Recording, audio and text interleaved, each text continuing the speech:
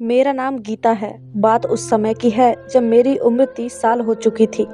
मेरे पिता इस दुनिया में नहीं थे। मेरा बड़ा भाई एक मशहूर दर्जी था जो बहुत ही प्यारे कपड़े सिला करता था, लेकिन किसी ने उसके हुनर को पहचाना नहीं और कई साल तक वह इधर उधर धक्के खाता रहा।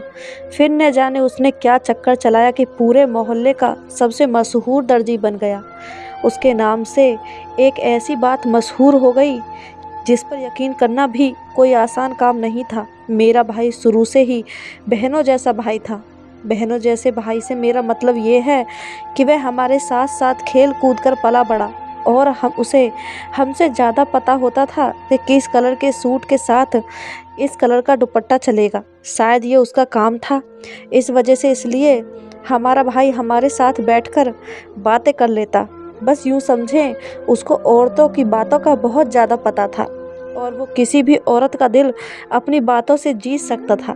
मैं उसके साथ बैठ जाती, अपने सुख दुख की बात भी कर लेती तो दिल को बहुत सुकून मिलता। लेकिन कुछ दिनों से वह बहुत बदल गया था। उसके पास दूर दूर से लोग कपड़े सिलवाने आते थे। मेरे भाई ने घर में एक ऐसा कमरा बना रखा था जहाँ बैठकर वह सारी रात कपड़े सिलाई किया करता था। लेकिन इस कमरे में किसी को भी जाने की इजाज़त नहीं थी। यहाँ तक कि सफाई करने के लिए भी वो हमें अंदर आने नहीं देता, बल्कि अपने कमरे की सफाई भी खुद ही करता। कभी वो रात को भी नहीं सोता था। हम खाना दरवाजे पर रख देते। उसकी हरकतों पर कभी कभी हमें गुस्सा आ जाता तो कभी तरस कि आखिरी बेचारा ये हमारे लिए ही तो कर रहा है, रात भर बैठकर कपड़े सिलता है। लेकिन फिर जब हमने मोहल्ले में उसके बारे में कुछ अजीब सी बातें सुनी तो हम बहुत हैरान हुए। बात ये थी कि मेरा भाई जिस भी कुंवारी लड़की के कपड़े सिलता है, अगले ही दिन उसका रिश्ता हो जाता है। हम ऐसी जगह रहते हैं जहाँ किसी अनोखी बात का पहले बहुत मजाक बनाया जाता है, लेकिन फिर उस बात को मान भी लेते हैं। शुरू शुरू में भी इस बात का भी बहुत मजाक बनाया गया, लेकिन अब तो लोग ऐसे हो गए थे जैसे मेरा भाई रिश्ता करवाने वाला है, जिसके पास दूर दूर से लड़की आने लगी। वो जिस भी लड़की के कपड़े सिलता उसका जल्द ही रिश्ता हो जाता। लेकिन हमारा भाई मुझसे, मेरी माँ या मेरी बहन से इस बारे में कोई बात नहीं करता था। जब हम उससे कुछ पूछते चाहते तो जवाब न देता, ज़्यादा पूछते तो गुस्सा होता, डांट भी देता या कहता अपने काम से काम रखो। एक दिन सुबह सुबह हमारे घर एक लड़की और उसकी माँ आई। उनके हाथ में मिठाई का डब्बा था।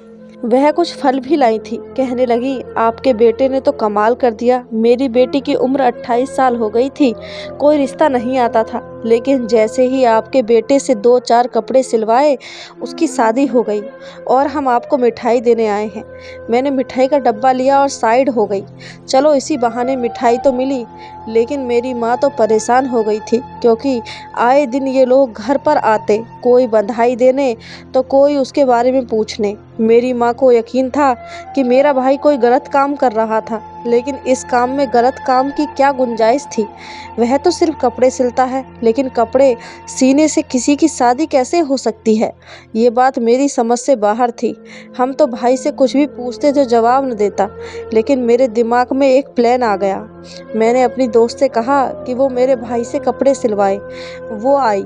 उसने कहा कि वो तो खुद ही कपड़े सिलवाना चाहती है, लेकिन तुम्हारा भाई टाइम ही नहीं दे रहा।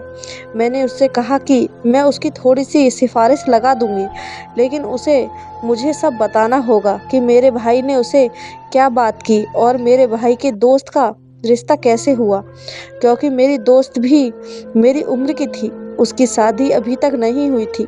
मैंने अपने भाई से कहा कि भाई, मेरी दोस्त आपसे कपड़े सिलवाना चाहती है। कहने लगे कि मेरे पास वक्त नहीं है, लिस्ट में बहुत से लोग हैं, उसे कहो 2 महीने बाद आए। मैंने अपने भाई से कहा कि भाई, मैं आपकी बहन हूँ और वो मेरी दोस्त है, इस तरह से वो भी आपकी बहन हुई। आप मेरी बात नहीं मानेंगे तो आपका मेरे भाई होने का क्या फ़ायदा। भाई ने कहा कि तुम बहुत बोलती हो, तुम्हारी जुबान बहुत लंबी हो गई है। मैंने कहा प्लीज़ उसकी बात मान जाइए, उसे बहुत ही जल्दी है, उसके घर वाले बहुत परेशान हैं, आप कुछ करें। मेरे भाई ने कहा ठीक है, उसे 1 हफ्ते बाद भेज देना। उसके बाद मेरी दोस्त मेरे भाई की दुकान पर गई, जाकर अपने कपड़े का नाप दिया।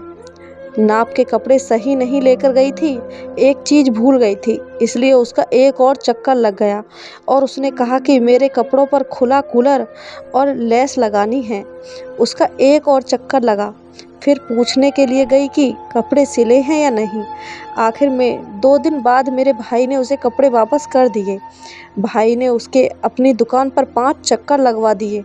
मैंने अपनी दोस्त को कहा कि अब ये कपड़े पहनो, क्योंकि मैंने सुना है जैसे ही कपड़े पहनते हैं रिश्ता आ जाता है। वो कहने लगी, मुझे तो डर लग रहा है, पता नहीं क्या होगा।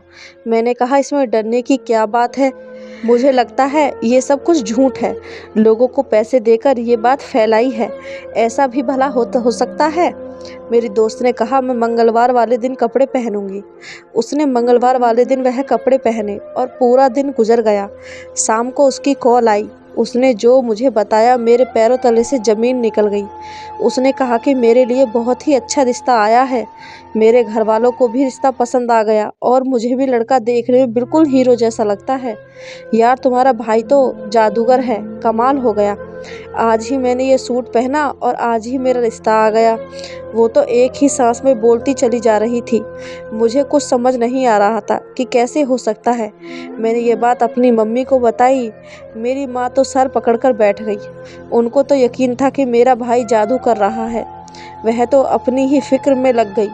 उनका कहना था कि जो जादू करता है उनका घर बर्बाद हो जाता है, इस घर में कोई सैलाब आ जाएगा। वह अपनी बातों में लगी थी, जबकि मैं जानती थी जादू से ऐसा कुछ नहीं होता, ये जादू नहीं था। लेकिन मैंने अपनी दोस्त से पूछा कि उन्होंने तुम्हें कोई चीज़ दी थी या कोई अनोखी बात की थी, कोई ऐसी बात जो उन्होंने की हो। उसने कहा, उन्होंने ऐसी कोई बात नहीं की।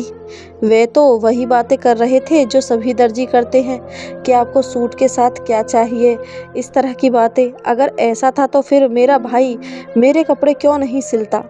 मेरी भी तो शादी की उम्र हो चुकी थी, मैं 30 साल की हो गई थी, या उसे मेरी कोई परवाह नहीं थी। मेरे से बड़ी बहन की शादी तो उसने 22 साल की उम्र में ही कर दी थी। फिर मुझसे क्या दुश्मनी थी। मेरी शादी नहीं करवाता था, ना मेरे कपड़े सिलता। अगर मेरी शादी सिर्फ एक कपड़े सिलने की दूरी पर थी तो फिर अभी तक वह हाथ पर हाथ रखे क्यों बैठा था। 2 हफ्ते बाद मैं अपनी दोस्त की शादी में गई थी। सारा मोहल्ला बातें कर रहा था कि उसने भी गीता के भाई से कपड़े सिलवाए हैं, लेकिन वो सबको समय नहीं देता। ये तो किस्मत की बात है, वह जिसको समय दे।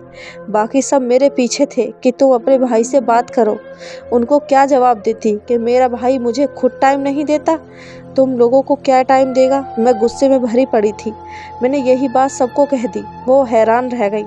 जब मोहल्ले की लड़कियों की शादी करवाता है तो अपनी बहन की क्यों नहीं करवाता। मैंने तो वहाँ रोना भी शुरू कर दिया। न जाने मुझे क्या हो गया, मुझसे खुद पर काबू नहीं हो रहा था। लेकिन अब मुझे गुस्सा आ गया था। मैंने सोच लिया कि इस बात की तह तक जाऊंगी। मैंने कहा, मैं अपने भाई के पास जाऊंगी अपने कपड़े सिलवाने, लेकिन वो मेरी शक्ल देखकर ही मुझे वहाँ से भगा देता। इसलिए मुझे अपनी शक्ल छुपाकर जाना था, यानी मुझे हुलिया बदल कर जाना था, छुप कर जाना था। और मैंने यही किया था। मैंने अपना चेहरा ढक लिया। मैंने अपनी आवाज़ भी थोड़ी बदली थी। मैंने अपने मुंह के अंदर रुई रख ली। नकाब ओढ़कर अपने भाई की दुकान पर चली गई। उसने कहा कि मैं आपको टाइम नहीं दे सकता।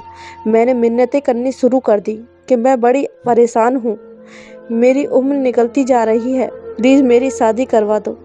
मेरे भाई ने कहा, मैं शादी नहीं करवाता, मैं तो सिर्फ कपड़े सिलता हूँ, बाकी आपकी किस्मत है। मैंने कहा, ठीक है, मेरे कपड़े सिल दो। मैंने 2 सूट लिए हुए थे। पैसों की कमी हमारे पास नहीं थी। मेरा भाई धड़ाधड़ पैसे कमा रहा था। मैंने अपनी मम्मी से पैसे लिए और पहुंच गई। मेरे भाई ने मुझसे कपड़ों का नाप लेते हुए मेरा नाम पूछा, जो कि मैंने गलत बताया। उम्र पूछी तो वह भी थोड़ी आगे पीछे बताई। फिर पूछा, आपकी फैमिली में कौन कौन है, आप क्या करती हैं, सब कुछ पूछ रहा था। मैंने सब कुछ बताया। कोई दर्जी वैसे तो इतनी डिटेल नहीं लेता, लेकिन बातों बातों से वह बात निकाल रहा था और बहुत ही अच्छी तरह से पूछ रहा था। उसने बातों ही बातों में मुझसे मेरा फ़ोन नंबर, पढ़ाई कितनी की है, सारा कुछ पूछ लिया। फिर कहने लगा कि आजकल तो रिश्तों की बहुत कमी है, रिश्ते नहीं हो रहे हैं। या फिर लड़कियों की फरमाइशें इतनी होती हैं? आपको किस तरह का लड़का पसंद है? बातों ही बातों में न जाने क्यों मुझसे सारी बातें पूछ रहा था। क्योंकि मैं भेष बदले खड़ी थी, इसलिए मैं बहुत डरी हुई थी, लेकिन मैं अभी सब कुछ बताती जा रही थी। उसने कहा कि आपके कपड़े मैं 2-4 दिन में सिल दूंगा, इसलिए आप 4 दिन बाद आइएगा। मैंने कहा अगर कपड़े जल्दी मिल जाएं तो मेरे लिए बड़ा अच्छा रहेगा।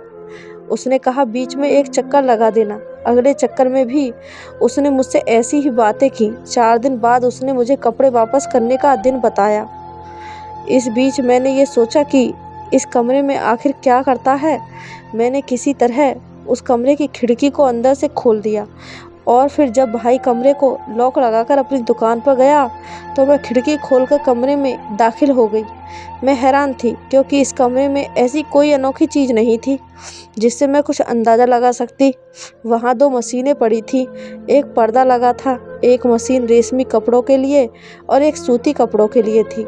सब कुछ वैसा ही था जैसे किसी दर्जी का कमरा होता है। हर जगह लगा धागे की लड़कियाँ बिखरी पड़ी थी। इसी तरह का माहौल था। फिर मेरी नज़र ने कुछ ऐसा देखा कि मैं हैरान रह गई।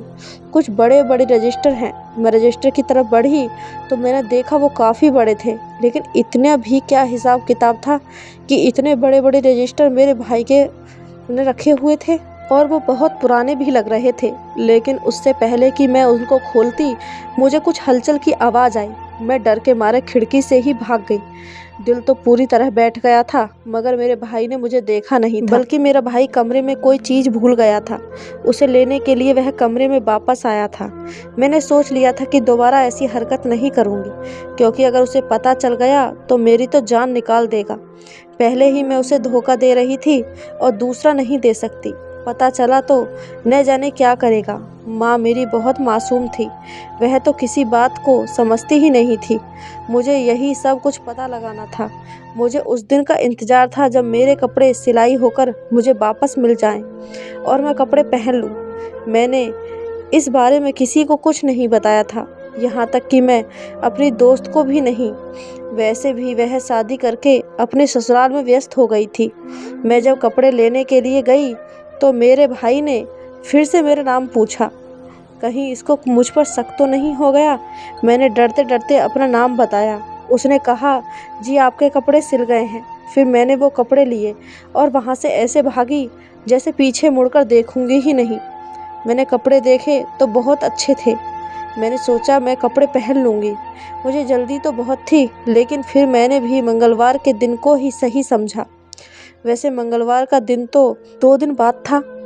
2 दिन बाद मैंने घर में बहुत ही नॉर्मल तरीके से अपना रूटीन रखा कि मेरे भाई को बिल्कुल भी शक ना हो।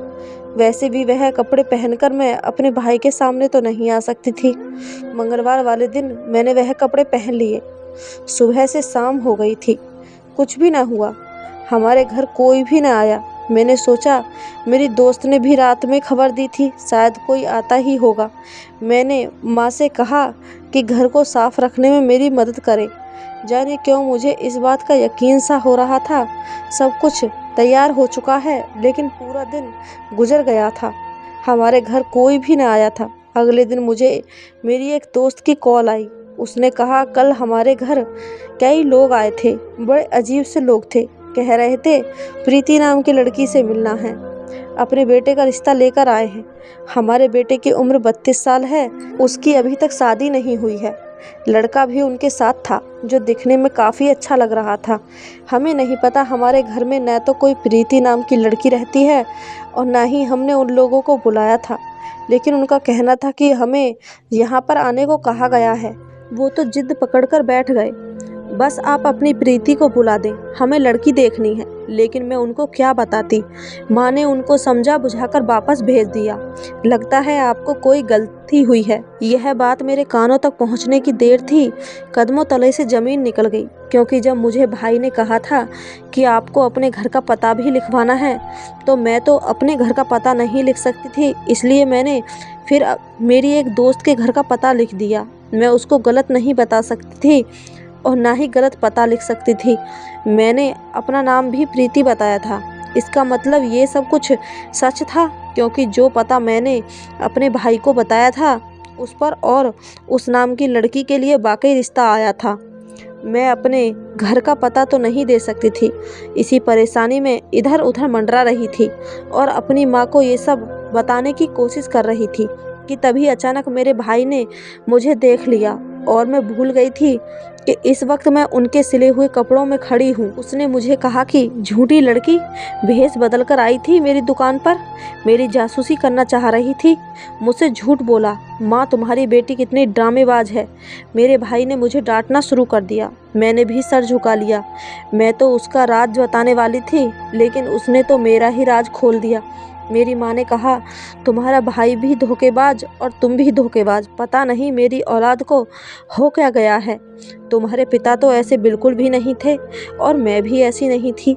ये पता नहीं किस वजह से पूरे मोहल्ले में मशहूर है और तू भी अब ऐसी हरकतों पर उतर आई है। मैंने मम्मी के सामने सारी बात खोल कर रख दी। मेरे भाई ने अपना सिर पकड़ लिया। उसने कहा, अपने ही घर का भेदी लंका ढाए।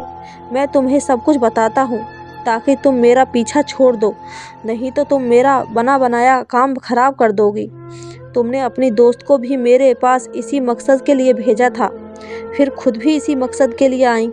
अरे मैं कोई गलत काम नहीं कर रहा, कोई जादू नहीं कर रहा।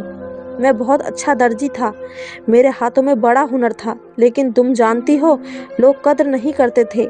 एक दर्जी ने मुझे अपनी दुकान पर 5 साल तक रखा, मेरे से ज़्यादा काम करवाता, पैसे कम देता। मेरी वजह से ही उसकी दुकान चलती थी, लेकिन वो मेरी सैलरी पूरी नहीं देता था। मैंने भी सोच लिया था कि अब मैं अपना काम करूँगा, लेकिन दर्जियों के काम तब तक नहीं चलते जब उनके नाम मशहूर होते हैं, और दर्जी का नाम जल्दी से मशहूर नहीं होता, उसमें सालों लग जाते हैं। मेरा एक दोस्त है जिसने मैरिज ब्यूरो बना रखा है। उसका काम भी ठीक से नहीं चल रहा था, लेकिन उसके पास बहुत अच्छे अच्छे रिश्ते थे। मेरे पास जब भी कोई कुंवारी लड़की आती तो मुझे पता चल जाता कि वह शादीशुदा है या कुंवारी। बातों बातों में मैं उससे सब कुछ पूछ लेता। उसका नाम क्या है, उम्र कितनी है, कितनी पढ़ाई की है, ख़ानदान कौन सा है, जात क्या है, किस जगह शादी करना चाहती है, किस तरह का लड़का पसंद है। ये मेरा तरीका था औरतों से बात करने का, और मैं उनसे सब कुछ उगलवा लेता था। औरतें मासूम होती हैं, बेवकूफ़ नहीं कहूँगा, लेकिन मासूम ज़रूर होती हैं, इसलिए मेरी बातों में आ जाती हैं। दर्जी हो या दूध वाला, कभी कभी दुकानदार से भी बड़े खुले अंदाज में बातें कर लेती हैं, जैसे वे वाकई उनका रिश्तेदार लगता है। और मैं अक्सर मासूम लड़कियों को ही टारगेट किया करता था। जैसे ही मेरे भाई ने कहा टारगेट करता था, मेरी माँ का थप्पड़ मेरे भाई के मुंह पर आकर लगा। वैसे तो मेरा भाई मेरी माँ का मुंह देखता रह गया, लेकिन उसने मेरी माँ को नज़रअंदाज किया, क्योंकि टारगेट करने से उसका ये मतलब नहीं था। फिर उसने अपनी बात जारी रखी, अगर मुझे लगता कि कोई औरत समझदार है तो मैं उसे कह देता कि मेरे पास समय नहीं है। मैं उनके कपड़े सीते हुए उनकी तहकीकात निकलवा लेता था। फिर इस तहकीकात के मुताबिक मैं अपने दोस्त को कहकर रिश्ता तलाश करवाता था। वह रिश्ता 2 दिन बाद उनके घर भेज देता। तो फिर जब उनको उनके मतलब की चीज़ें घर बैठे बिठाए मिलेंगी तो वह मना क्यों करेंगे। अब आप लोगों को समझ आया कि मेरा काम करने का तरीका क्या है। अब मुझे भी समझ आ गया था। वह रजिस्टर मैंने भाई के कमरे में देखे थे, वह भी शायद शादी के लिए दोस्तों की जानकारी के थे। मेरे भाई ने कहा कि मैं ये बात किसी को बताना नहीं चाहता था, इसलिए मैंने ये बात किसी को नहीं बताई, बल्कि बदतमीज़ बन गया कि लोग मुझसे ज़्यादा सवाल ना करें। मैं इस तरह रिश्ते करवाने वाला दर्जी मशहूर हो गया। मेरा काम बहुत धन्य रहा। मेरे दोस्त का काम भी चलने लगा। साल में उसको कहीं 10-12 ग्राहक भी मुश्किल से मिलते थे, लेकिन अब हर हफ्ते के बाद एक लड़की की शादी करवाता है। अगर हम ये सब करते हैं तो इसमें बुराई ही क्या है। हमारा तरीका शायद थोड़ा अलग है, लेकिन हमारी नीयत बुरी नहीं है। माँ, तेरा बेटा लोगों के घर बसाता है। अब तेरा दिल कर रहा है तो मेरे मुंह पर दूसरा थप्पड़ भी मार ले। मेरी माँ ने सर झुका लिया। मैंने भाई के सर पर हाथ फेर कर उसको प्यार किया। फिर मैंने अपने भाई से कहा, अगर ये सब ऐसा है तो अभी तक मेरी शादी क्यों नहीं करवाई। मैं तेरी अपनी बहन थी या ना। उसने कहा, पागल, मैं तेरे लिए एक अच्छा रिश्ता तलाश कर रहा था। तेरे लिए मुझे इस तरह से रिश्ता ढूंढ के करने की ज़रूरत नहीं थी। तेरे लिए तो मैं सबसे अच्छा रिश्ता ढूंढूंगा। अब बस तू समझ के, तेरा भाई मुश्किलों में फंस गया था। हर दिन यही सोचता था कि बस आज काम कर लूँगा, यह कर लूँगा। बस यही करते करते इतना समय गुजर गया, लेकिन देर में भी कभी कभी खैर होती है। मैंने तेरे लिए रिश्ता देख लिया है। मैं तेरी शादी धूमधाम से करूँगा। और तू क्या सोचती थी कि मैं तुझे खाली हाथ विदा करूँगा? पहले तुम्हारा दहेज भी तो बनवाना था, वही बनवाने में लगा हूँ। उस दिन बड़ी जासूस बनकर मेरे कमरे में गई थी, ज़रा पर्दे के पीछे भी देख लेती। तेरा दहेज ही तो पड़ा था। मैंने बस पर्दे के पीछे ही नहीं देखा था, क्योंकि मुझे वहाँ तो कपड़े ही नज़र आ रहे थे, इसलिए मैंने सोचा कि वहाँ तो बस कपड़े ही होंगे। खैर, भाई की बात सुनकर मैंने भी सर झुका लिया। मेरे भाई ने मेरे सर पर हल्का सा थप्पड़ मारा और कहा, आगे से इस तरह की कोई हरकत ना करना, और अब शादी की तैयारियां करें। जो भी तुम्हें चाहिए मुझे लिस्ट बनाकर दो, मैं तुम्हारे लिए ले लूँगा। मेरी आंखों में खुशी के आंसू आ गए। मेरी माँ ने हम दोनों को प्यार किया। मेरा भाई ठीक कहता था। उसका तरीका शायद अजीब था, लेकिन फिर भी वह लोगों की शादी करवा रहा था। आजकल के टाइम में बेटी का रिश्ता कराना इतना मुश्किल हो चुका है कि जिसकी कोई हद नहीं है। ऐसा नहीं है कि सिर्फ रिश्ते कम हैं या लोग पैसे दौलत के पीछे भाग रहे हैं। आजकल लड़कियां भी तो अपनी पसंद से शादी करना चाहती हैं। मैं ये सर उठाकर कह सकती हूँ कि मुझे मेरे भाई पर गर्व है। वह जो भी कर रहा है अच्छा कर रहा है। आपकी इस कहानी के बारे में क्या राय है, हमें कमेंट करके ज़रूर बताएं। कहानी अच्छी लगी हो तो चैनल को सब्सक्राइब, वीडियो को एक लाइक तो ज़रूर कर दें। धन्यवाद दोस्तों।